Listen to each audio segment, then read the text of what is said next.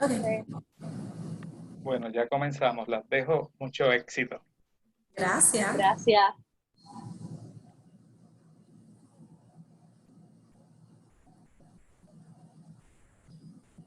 Bienvenidas y bienvenidos a esta edición de Coloqueo, una serie de conferencias en línea que se coordinan desde el Instituto de Cultura Puertorriqueña y tienen como propósito el educar y sobre todo poder conversar con especialistas en distintos temas culturales. Mi nombre es Yesaret Vivas Capó y seré su moderadora esta noche. Aprovecho para dejarles saber que este coloqueo está siendo grabado y podrán acceder al mismo en nuestro canal de YouTube. También se está transmitiendo en vivo a través de nuestro fanpage en Facebook. Como participantes no tienen acceso al micrófono, pero les exhorto a utilizar el chat o la sección de preguntas y respuestas para colocar sus preguntas, inquietudes o cualquier comentario. Una vez culmine la intervención de nuestra conferenciante invitada, procederemos a atender las mismas. Hoy tenemos la oportunidad de conocer sobre la canción como guía hacia la gestión cultural junto a la cantautora y compositora Andrea Cruz. Andrea es egresada del Departamento de Humanidades de la Universidad Interamericana con concentración en artes de las religiones comparadas. Es cantante, autora y compositora y realmente es toda una gestora cultural. Por los pasados 5 años se ha dedicado a su carrera musical, teniendo como norte el impulsar el rescate de la memoria de nuestros espacios y sentimientos, mientras navega el crear una nueva propuesta musical. Cuenta con un equipo de trabajo de 6 músicos y 5 creativos que componen su casa productora No Toquemos Tierra. Cuenta con 2 álbumes y se ha presentado en plataformas internacionales como SXSW, el AMC, NPR, incluyendo una gira en México. Sin más, le damos la bienvenida a Andrea Cruz. Bienvenida, Andrea. Hola, Yesa. Gracias por invitarme a compartir de este coloquio. Estaba ya ansiosa de que se diera y que pudiéramos hablar un rato. Sí, sí, sí. Déjenme aquí verlo todo. Aquí, me estoy poniendo grande. Ahora sí. Bueno, pues primero, un poco comenzando, quisiera, Andrea, que nos hables cómo describes tu estilo musical. Bueno, el estilo musical yo creo que me eligió a mí y va por el indie folk, que es una de esas primeras palabras que escuchamos y comúnmente viene que es eso, detrás de.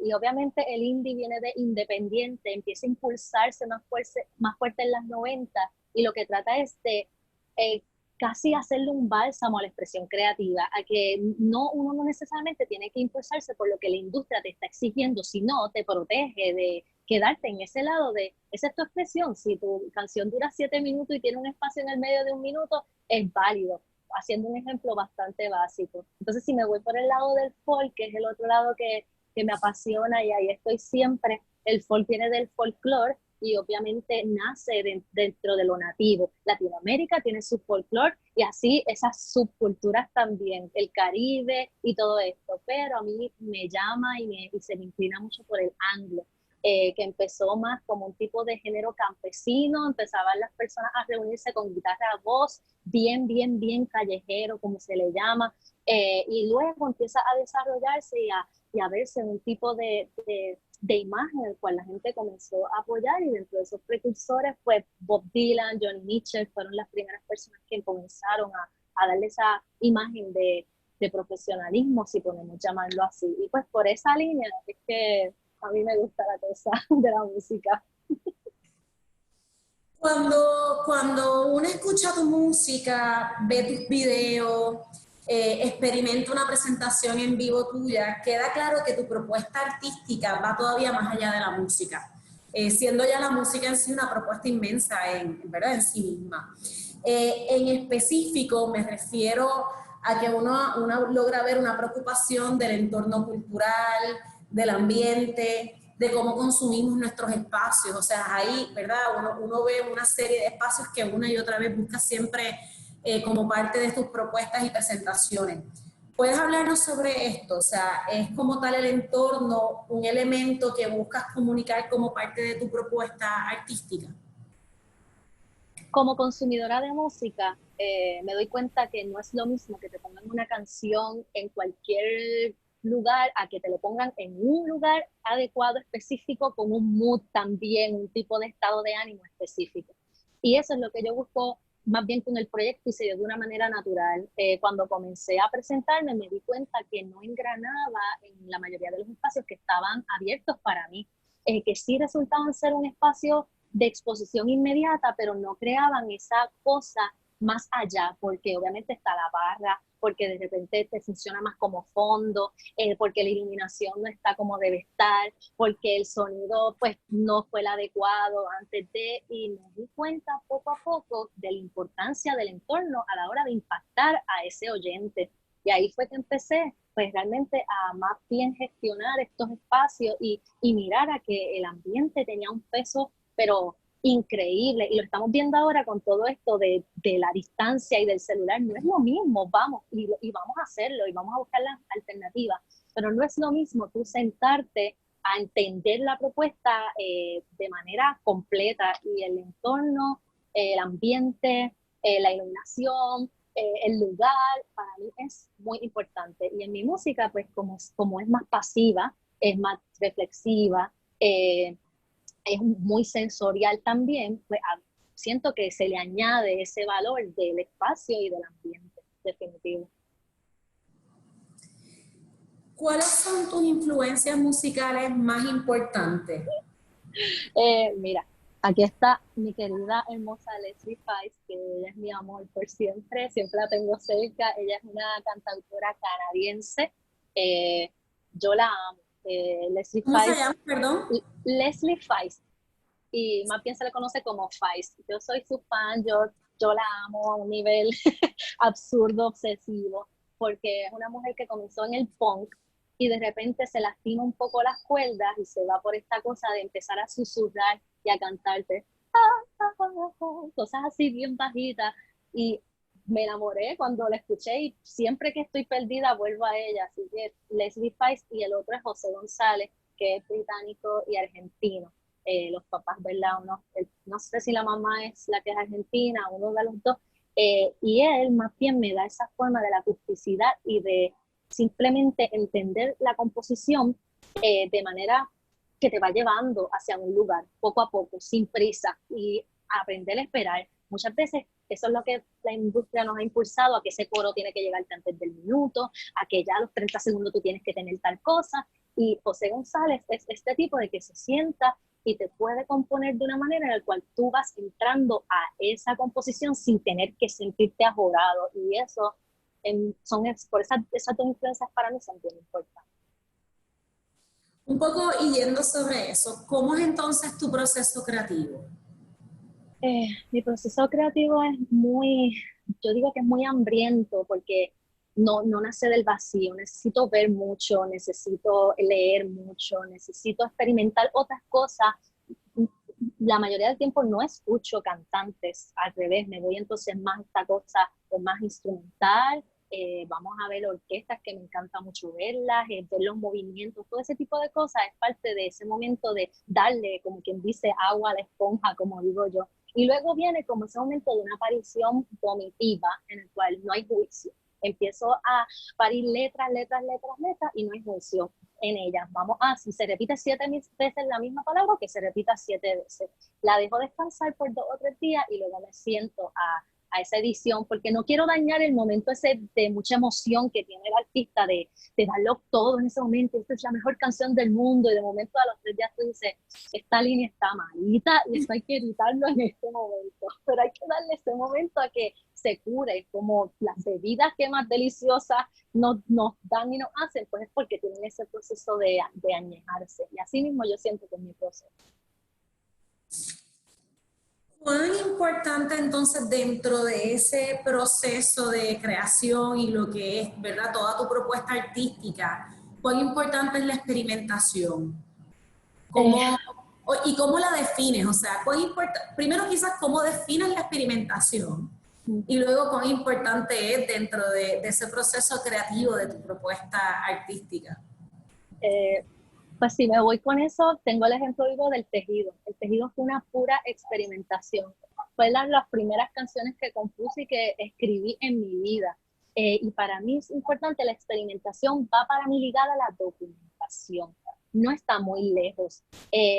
si no nos damos a la tarea de expresar eso y documentarlo, lo perdemos, no aprendemos, no tengo esa evolución, no entiendo mi proceso. Así que la experimentación tiene que ver mucho con entender mi proceso creativo. ¿Qué herramientas estoy usando aquí? Las documenté, pasa el tiempo, vuelvo a ellas, no quiero usar estas más, estas las quiero repetir, tal vez entonces estas las puedo mejorar, puedo emularlas en otra dirección. Así que la experimentación en mi caso va dirigido a la documentación.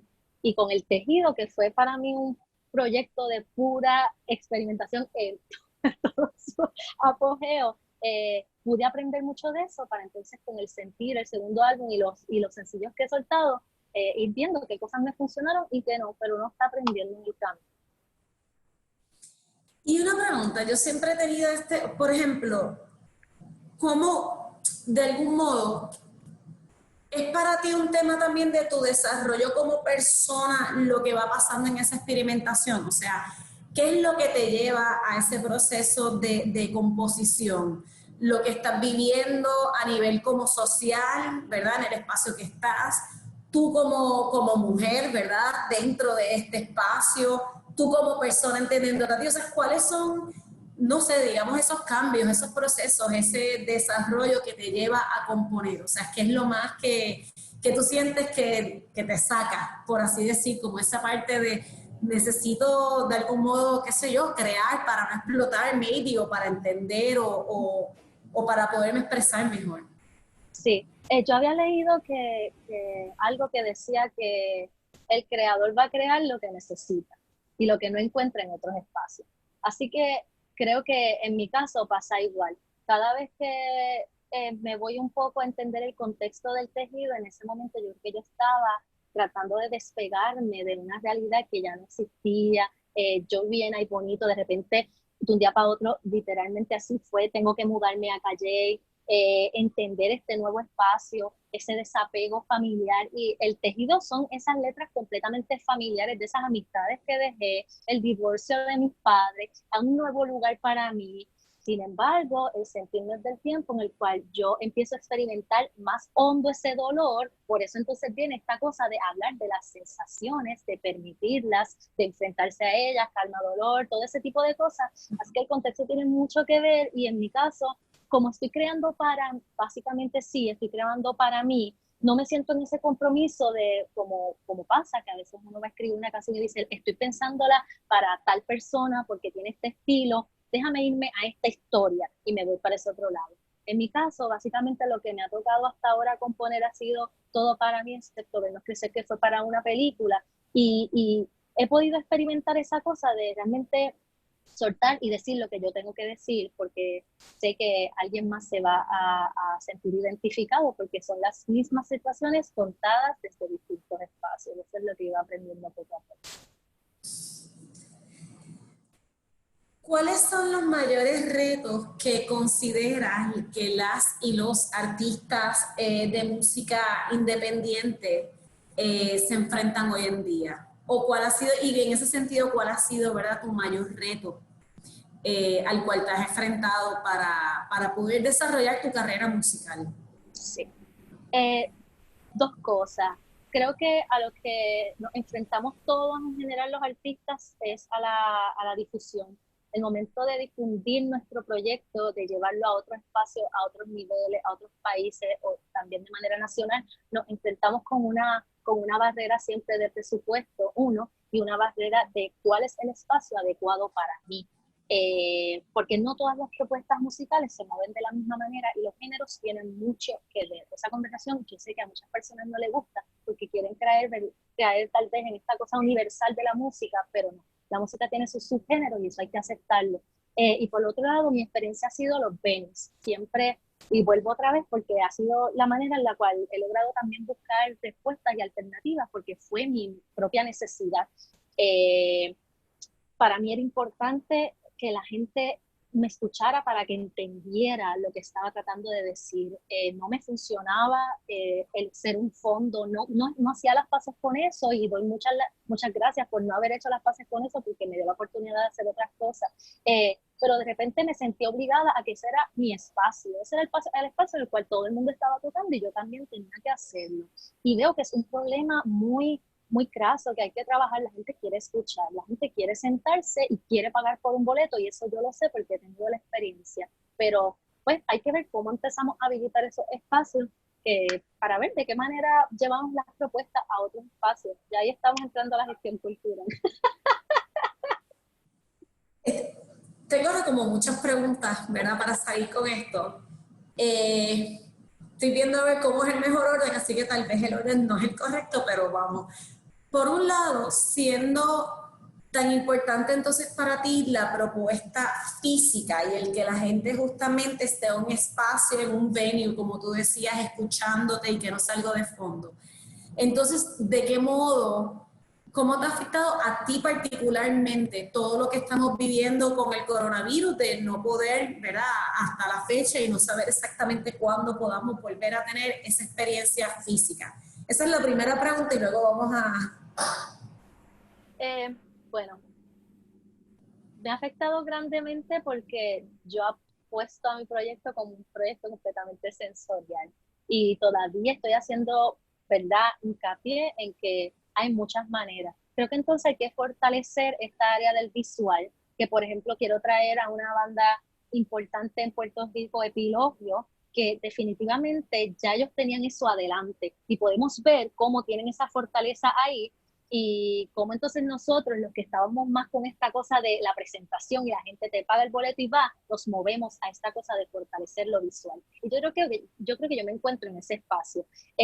No pierdo las esperanzas de hacer el concierto de una manera visual, no pierdo las esperanzas de tal vez hacer como 20 sesiones de 10 en 10, no pierdo para nada, y darle a 10 personas el mejor concierto de la vida y hacerlo en diferentes espacios, no para nada, a mí no, la cantidad, yo sé que la gente va a querer estar, pero por ahora creo que tengo que hacer las paces con esto de contar la historia a través de un video y de dejarles saber a la gente que mi música está ahí a través de maneras más visuales que las estoy todavía trabajando. Sobre ese tema también de los espacios, nosotras tuvimos la oportunidad de trabajar, ¿verdad?, en la azotea de la sede del Instituto de Cultura Puertorriqueña, la presentación de tu segundo disco. Y me acuerdo que en ese momento de las cosas que me hablabas era de la importancia de que fueran espacios históricos, patrimoniales. ¿Por qué? O sea, y un poco también lo veo en tus videos, ¿verdad? Siempre son espacios que son como antiguos. ¿De dónde viene esa preocupación o esa necesidad y de qué modo eso es parte de tu propuesta artística, ¿verdad? Musical. Sí. Uno, creo que la educación informal impacta la vida de cualquier persona. De repente tú llegaste a este espacio y estás enfrentándote a que era la casa de no sé quién, en el pueblo no sé quién, y estás conociendo una historia que no sabías y que en la escuela no te contaron, o las vecinas, o el familiar, o quien sea, y de repente lo aprendiste. Así que hacer eso accesible me parece importante, y hacerlo así como entre medio más todavía, partiendo de que lo primordial es la música, pero en ese momento yo creo que pasan muchas cosas. Y lo segundo es de brindar una experiencia que yo no tuve. Comúnmente a mí me enseñaron más pues, a ir al cine, ese tipo de cosas, y los espacios históricos y culturales no los tuve cerca, ni en mi infancia, ni en mi juventud, ni nada de eso. Y es algo que siempre voy a añorar, cómo me sentiría cuando niña viendo tal espacio, viendo tal museo, pero pues no pasó. Y me gustaría ahora que quienes vayan a ver presentaciones se acuerden también del espacio, entiendan qué estaba pasando ahí, y a la misma vez la curiosidad despierte y aprendemos y compartimos y rescatamos, obviamente, pero que también asumimos ese espacio y no sé, lo habitamos. Eso es lo que me nace cada vez que busco un lugar, y yo misma me enamoro de él porque son cosas que no sabía y pues. Un poco ahora que mencionas ¿verdad?, tu infancia, que tú creciste escuchando, tanto tú con tus gustos, como por ejemplo en tu casa, ¿qué se escuchaba cuando ibas en el carro con tu mamá, con tu papá, con tus abuelos, ¿verdad?, con el familiar? ¿En qué ambiente musical, en qué género, verdad, tú te criaste y un poco también uniéndola al tema de como hablábamos de tu música como una propuesta folk. eh, ¿Qué hay ahí? O sea, ¿verdad? ¿Cuál es la relación que, si alguna, que hay ahí? Es bien loco porque mi amor por el folk y por este tipo de género viene ya cuando grande, pero cuando pequeña yo lo que tengo es la imagen de papi por las mañanas con Rubén Blades o con Haciendo Punto en Otro Son, mami los sábados con Mili Quesada, Ana Gabriel, también ella le gustaba mucho al Elefante, wow, escuchaba mucho ella la banda Elefante, la Oveja de Van Gogh, así que era bien popular, era lo que estaba pasando en la radio. Sin embargo, obviamente si iba a visitar a abuela o abuelo, pues ahí ya escuchaba más los tríos, esta cosa ya más típica también, pero mi familia es muy, muy merenguera, eso, y para mí ese es, después de, después del folk, después del rock, después viene el merengue, para mí esos son la trilogía, así que yo escucho mucho merengue de Wilfrido Vargas, Sergio Vargas, Mili Quesada, las chicas del Can, así que por ahí para abajo. Es bien gracioso, todo el mundo se queda así, ¿cómo eso es posible? Yo sí, para mí escuchar folk y eso es parte de mi trabajo de estudio, porque no tuve la oportunidad de estudiar música, pues entonces de manera creativa, auditiva, me lleno de esos sonidos y cosas más profundas, pero a la hora de la verdad, el merengue para mí es como máximo. A qué edad empezaste a tener tu incursión en el mundo de la música? ¿A qué edad empezaste a aprender a tocar? O sea, ¿cómo fue ese proceso de escribir o un poco, cómo fue? Sí, ¿Cogiste clases en algún momento? fue bastante matriarcal. Mi mamá me puso en coro en la escuela, siempre estaba muy, muy atenta a todo lo recreativo, a todo lo extracurricular, que Andrés estuviera en todo. Y ahí yo estaba en todo, en campanas, en lo que sea. Pero Mrs. Melissa Rivera, una cantautora, Meli Morgan, fue mi maestra, y le dice a mami, tiene algo, ella tiene algo porque se quiere ir al frente, coge la mandolina, y empecé con cuatro, no funcioné, ¿Con comencé el cuatro? con cuatro puertorriqueños, luego vine con piano, con Mrs. Magdalena mexicana, acá en Puerto Rico no funcioné y tomé la guitarra y ahí empecé poco a poco y me gustó mucho. Hubo un lapso de tiempo que no toqué nada ni estuve involucrada en la música hasta que estoy en la escuela superior y ahí Rafa Rivera, que es el productor actual del proyecto, me empieza otra vez como a molestar, mira, me dijeron que cantaba y pues por ahí se dio la cosa y hasta ahora pues es el productor del proyecto y ya vamos para 2 discos. Genial. ¿Qué te inspira?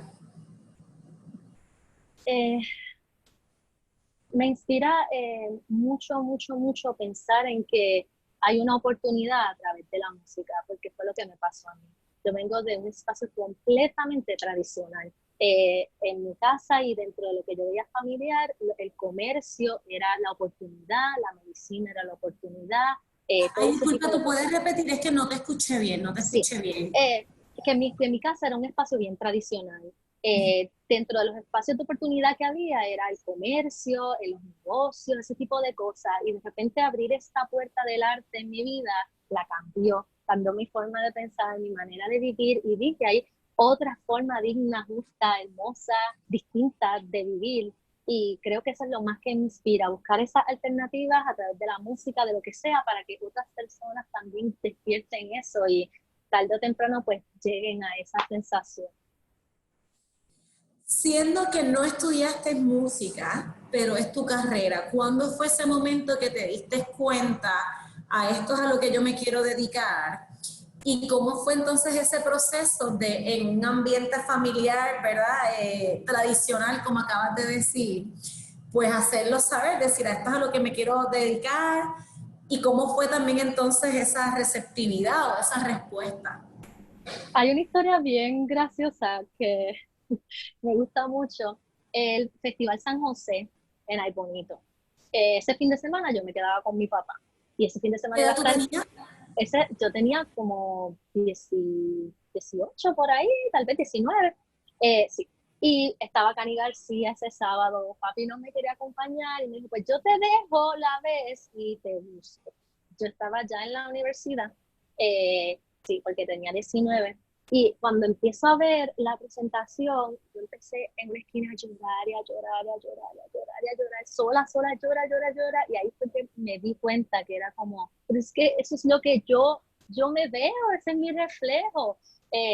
Y mucho tiempo después me siento con mi mamá y le digo, mami, yo quiero tocar, yo sé que es bien difícil, yo sé que tal vez ustedes no están relacionados y ver el arte como profesión, pero yo creo que sí puede pasar. Y ella viene y me contesta muy sabiamente, bueno, en el cuarto tocando y cantando nadie te va a escuchar. Si tú sales y haces algo, pues entonces puede ser. Y después de eso mi papá me compró un sistema de sonido y un equipo y todo ese tipo de cosas. Y ahí fue que, como quien dice, comencé en las barras, martes de expresarte en la universidad aquí en Calle y en distintos lugares. Y empezaron a abrirse las puertas y pues, así fue.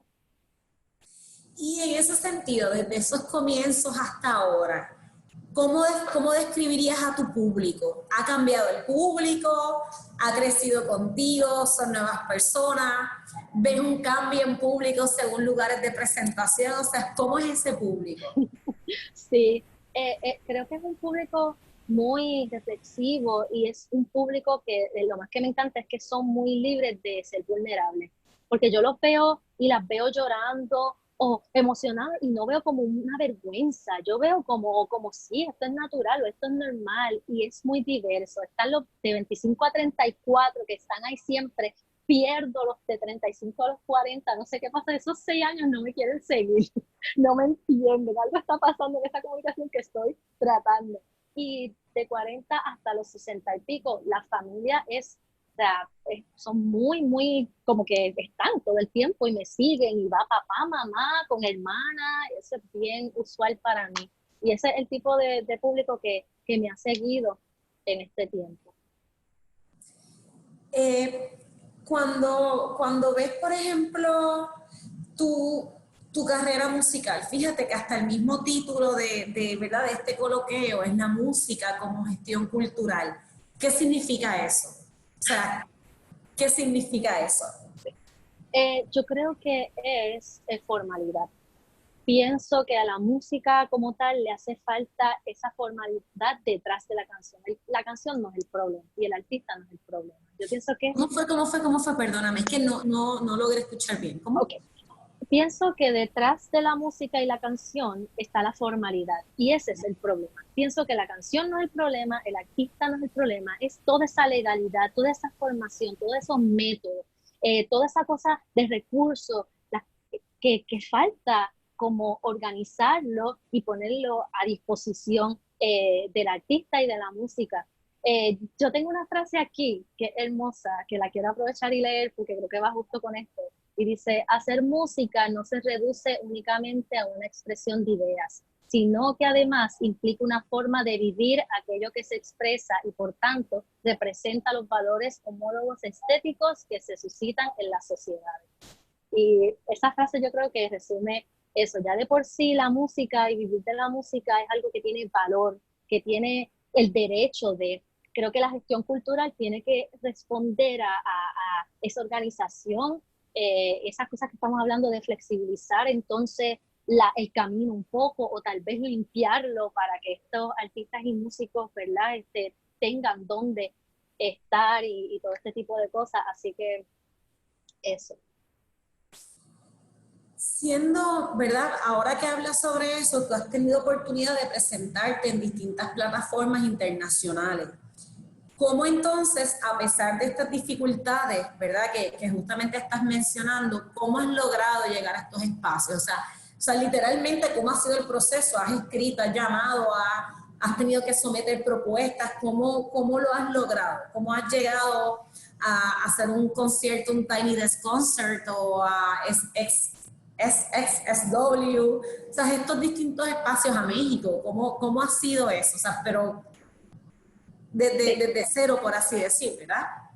Sí, han habido diferentes posiciones. Por ejemplo, el South by que es en Austin, ese fue una solicitud que se abre, que cierra en octubre y se abre creo que ahora en verano. Eh, y justo después de que pasa el huracán María, me voy a la penúltima donde que había internet, de Calle a San Juan, voy allá y solicité y pasó. Luego de eso, quienes me ponen un poco al día de qué es el South by, cómo es el South by, cómo se trabaja, fue Utopia, la banda. Así que ahí vemos que esa conexión entre músicos y la colaboración es bien importante, empezar esas cosas de empezar a unirnos en informarnos. Y eso pasó con el South by. Cuando llego al South by, la productora del espacio también estaba ligada con...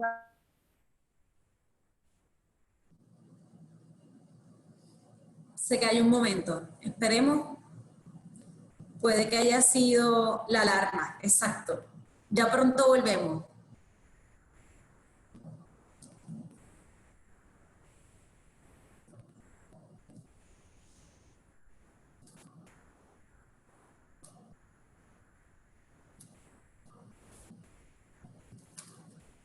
Ya pronto Andrea regresa.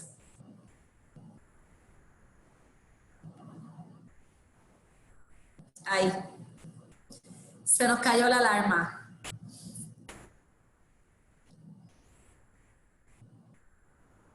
No te escucho.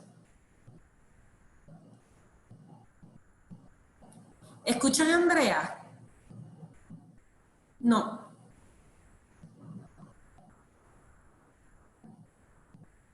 Poco a poco, poco a poco.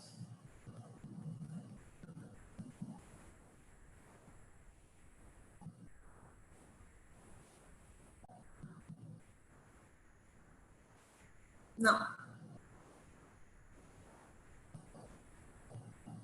Mira a ver si puedes salir, Andrea, y volverte a conectar. A ver entonces si se escucha sin problema. Tranquilo que en breve volvemos.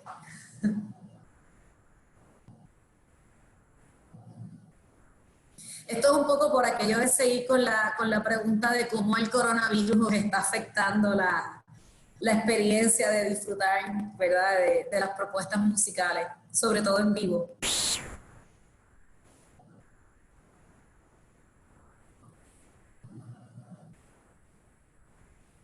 No, qué raro.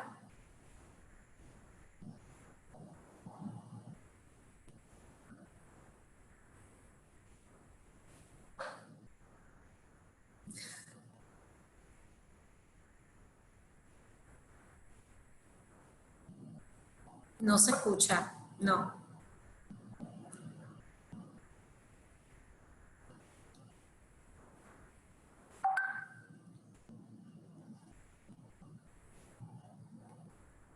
Vamos ahí poquito a poco.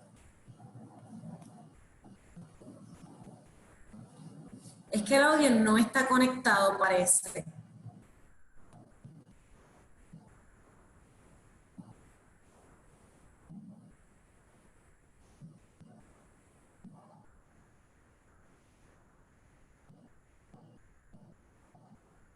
Igual para conectarte, Andrea, verifica entrar de nuevo desde el enlace como panelista a través del enlace que estaba por correo electrónico. Porque nos escribe alguien que es verdad que pudiera ser que tal vez te está conectando como público en vez de como panelista y no te deje conectar el audio.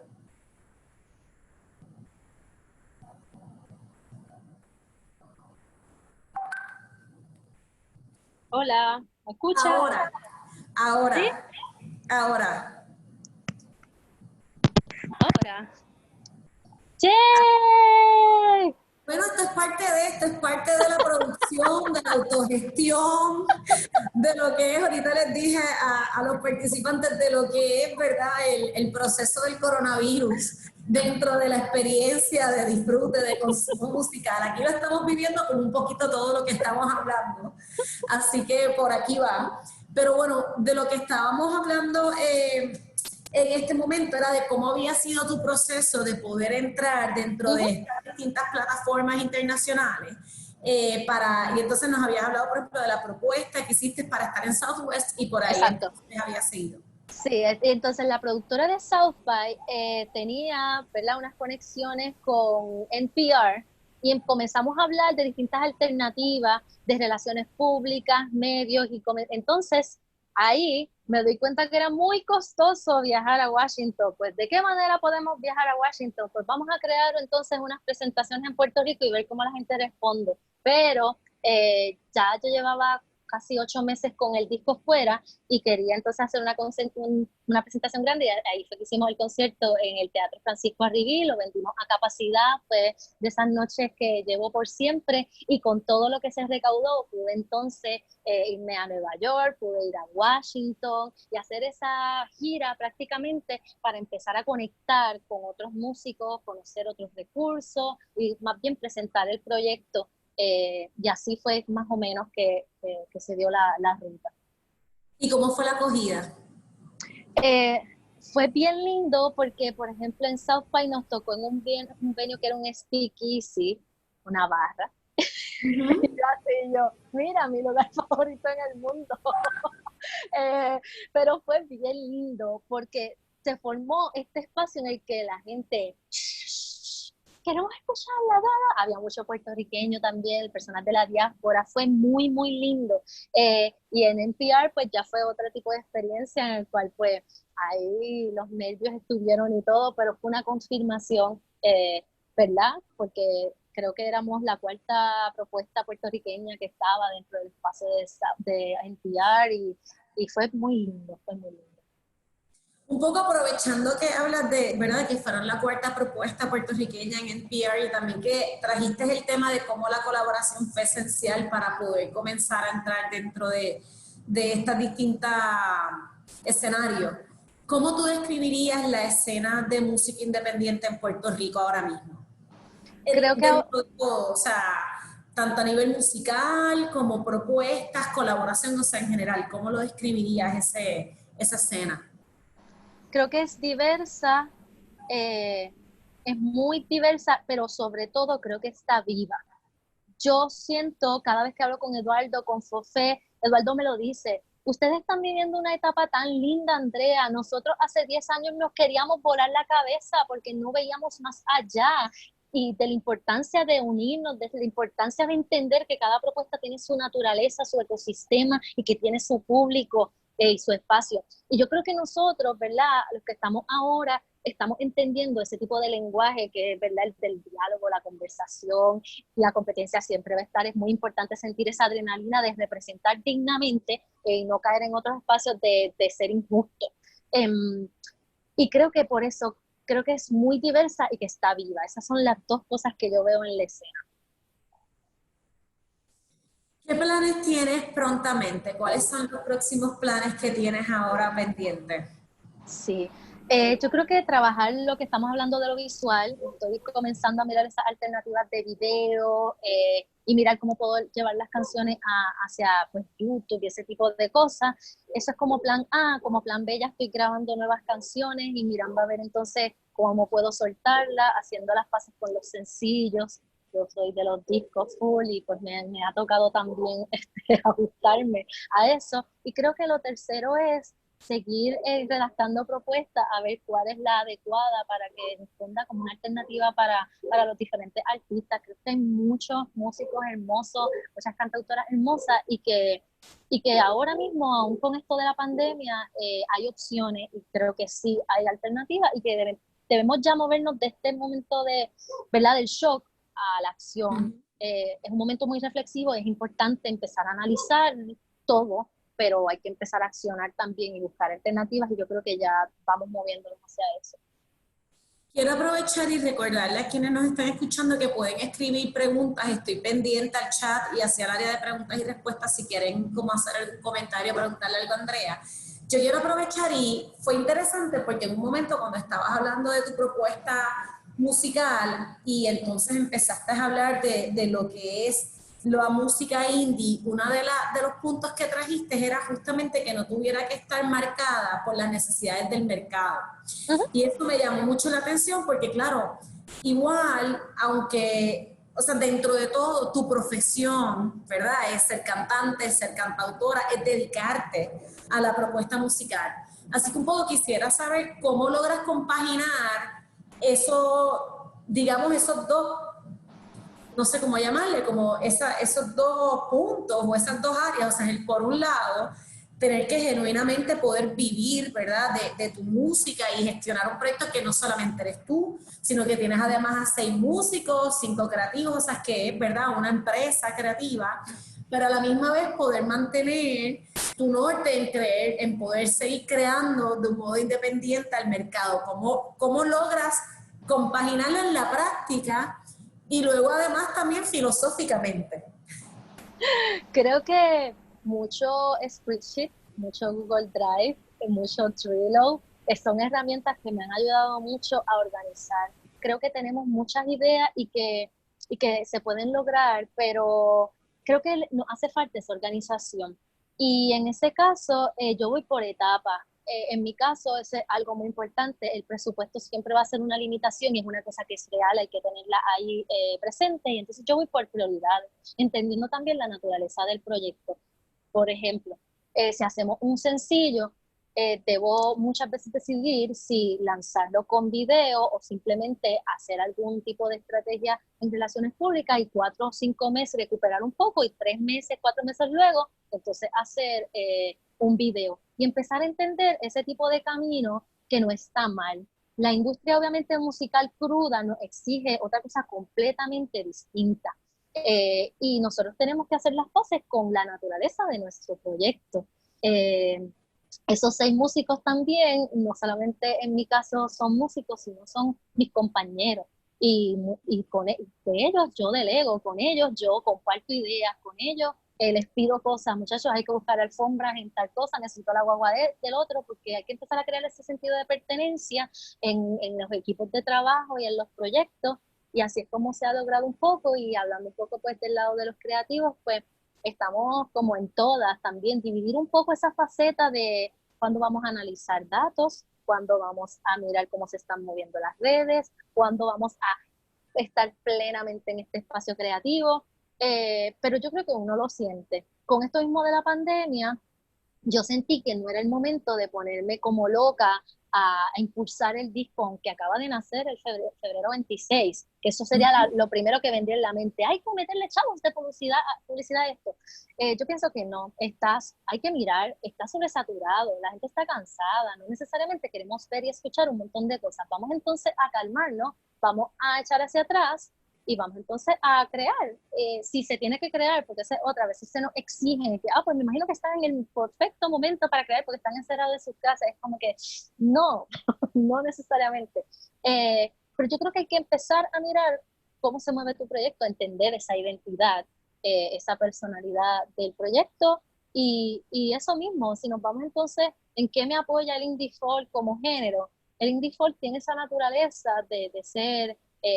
vamos a ponerle así la palabra, que pues es más orgánico, es mucho más tranquilo, no significa que sea desorganizado ni nada, sino que la rúbrica y la métrica en cómo se tiran o se lanzan cosas no necesariamente es la misma que utiliza la industria, y por eso también es un problema a la hora de responder a nuestras necesidades.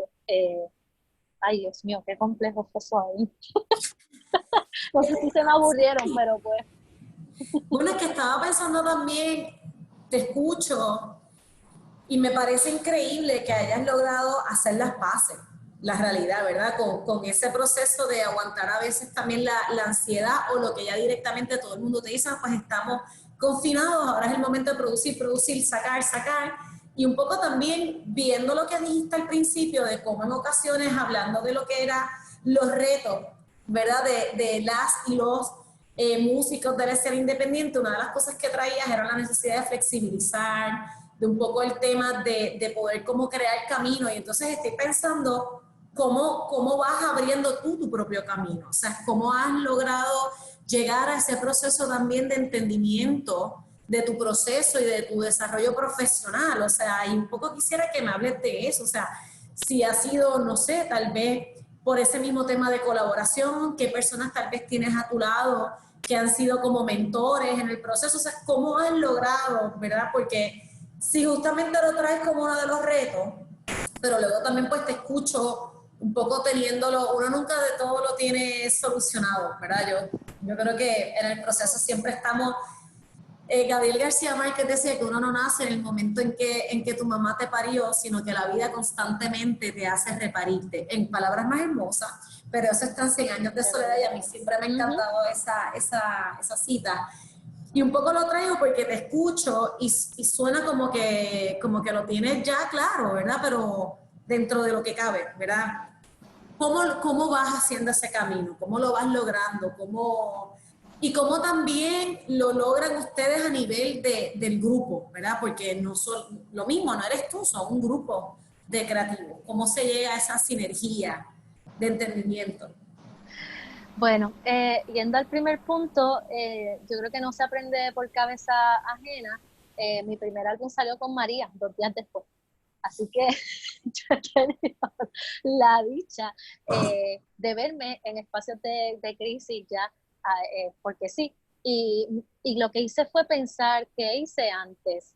Pues para el Tejido de Laurel, 2 meses después, escogimos 2 casas, una en Caguas y una en Viejo San Juan. Hicimos 2 conciertos ahí de 60 personas cada uno y con un boleto de entrada le pusimos el hielo a las neveras, las personas llevaron las bebidas y pasamos una noche increíble. En el segundo fue que Cani conectó conmigo y comenté toda la cosa. Entonces ya para mí es como, ok, esta crisis me ha enseñado que yo voy a salir de esta. Al principio obviamente me da el tantrum y el lloriqueo como todo, pero creo que es porque yo apuesto a que el proyecto es un proyecto de longevidad.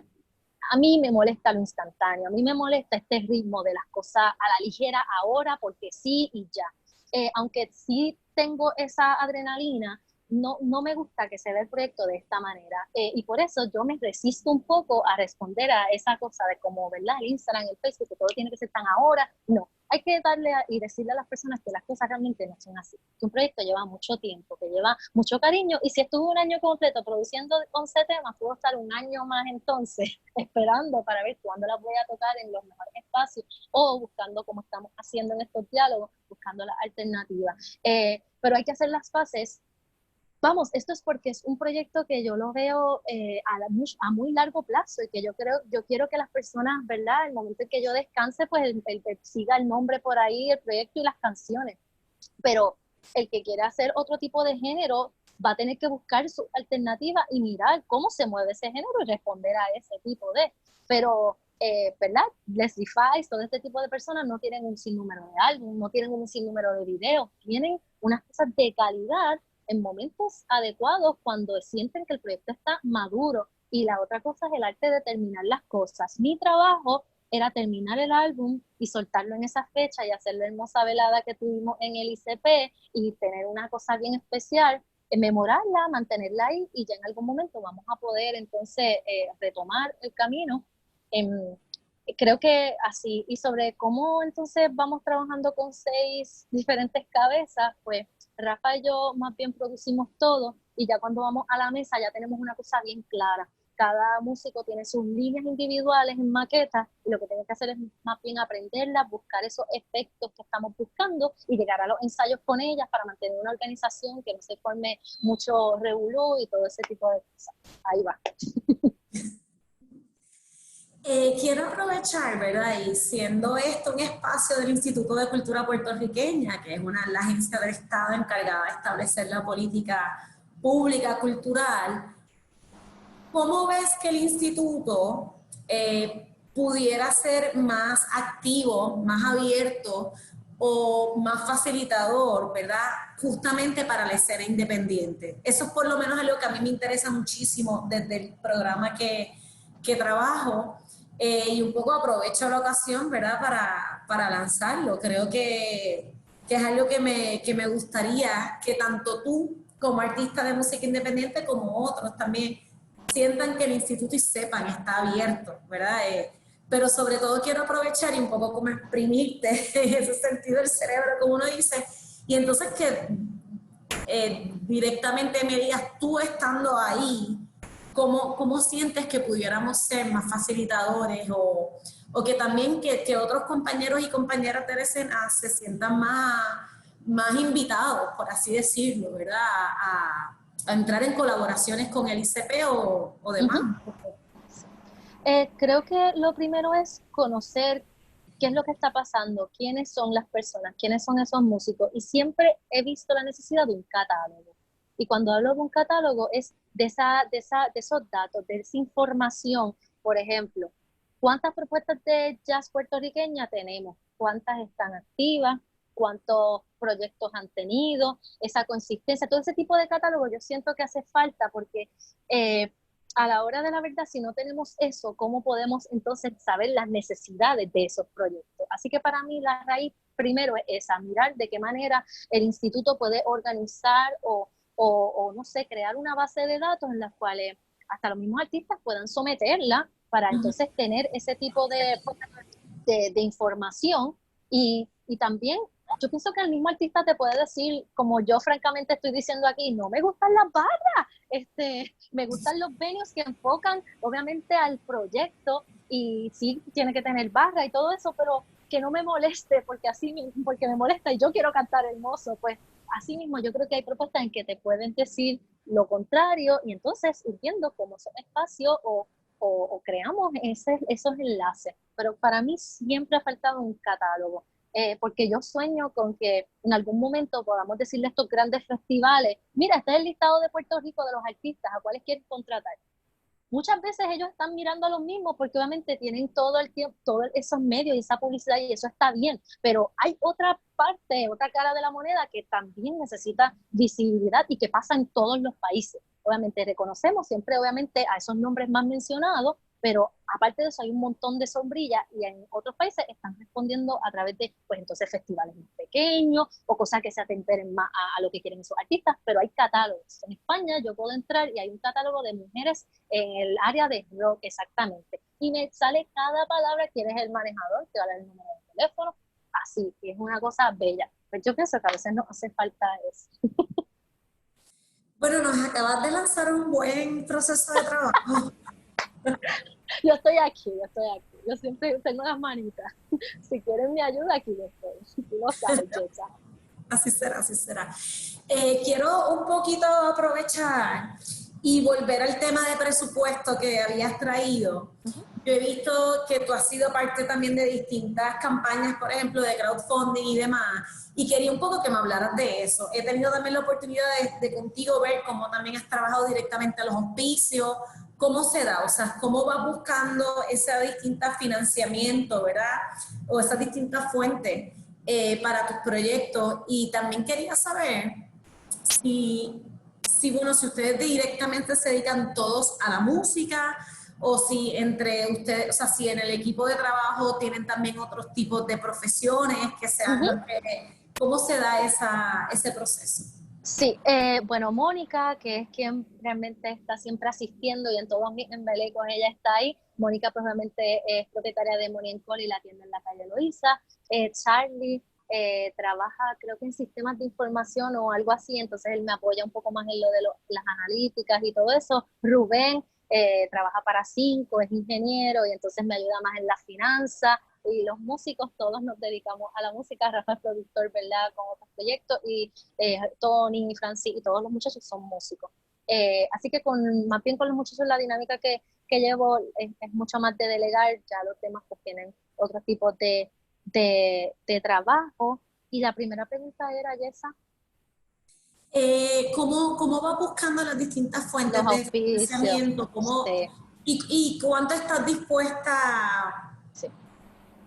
No quiero decir a ceder, o sea, pero cómo se hace el proceso de negociación, ¿verdad? Porque justamente por tu propuesta de que quieres que pueda seguir siendo independiente, pues no siempre es fácil poder entrar, entablar una negociación con un auspiciador, con una marca. Entonces, ¿cómo logras eso? ¿Cómo se da ese proceso? Sí, yo creo que lo primero es, el artista tiene que estar claro de lo que quiere para comunicarlo de una manera efectiva y así no hacer perder el tiempo. Eso es muy claro. Lo segundo es ver mucho afiche. Yo veo mucho afiche. A mí me encanta ver los afiches y ahí yo voy viendo y voy anotando. Tengo una listita completa y voy anotando. Y veo quiénes comparten eso, veo también quién está ahí y hay que perder el miedo, hay que escribir, hay que preguntar de manera respetuosa, sin ser así súper insistente, pero hay que preguntar sin miedo. Y voy viendo qué marcas realmente se alinean a mi personalidad, que no prostituyan en ningún momento el mensaje, en cuáles yo puedo ceder un poco más, pues porque no me molesta, cuáles definitivamente no son una posibilidad para mí, porque también yo creo que pues siempre a veces nos vemos como muy en el otro lado, en el cual yo los necesito, pero es como que hay un parte y parte, ellos necesitan de nosotros, necesitan de nuestras caras, necesitan de nuestros contenidos, y hay que, primero nosotros tenemos que hacer esa evaluación de valor y en la propuesta tenerlo claro, y la otra cosa es, ¿verdad? Llevar esas propuestas claras. Yo necesito esto, quiero esto y que tú estás dispuesto para. No, ok, gracias, te voy a apuntar para el próximo. Tampoco crees que te vas a escapar. Para el próximo sí, para este no. Y así empezar esos diálogos. Y la otra cosa que me enseñó una persona genial es que a veces siempre, ¿verdad? Queremos delegarle que si a los equipos de trabajo, los managers y todo ese tipo de cosas, pero no hay relación más linda que el artista crea con esos otros recursos. Porque se puede ir el equipo de trabajo, quien sea, y esa relación la creaste tú. Y va a permanecer y va a estar ahí. Y muchas veces nosotros tenemos esa cara de que no, que alguien lo haga por mí, porque se ve mucho más profesional y todo ese tipo de cosas que en algún momento sí tiene que pasar. Pero muchas veces se pueden entablar unas conversaciones honestas con nuestras necesidades. Bueno, yo creo que eso ha sido un excelente cierre. Tengo que decir que escuchándote a lo largo de toda ¿verdad? Todo el coloqueo y ahora con ese proceso también un poco de resumen, queda claro que además de ser cantante y cantautora, eres una gestora cultural.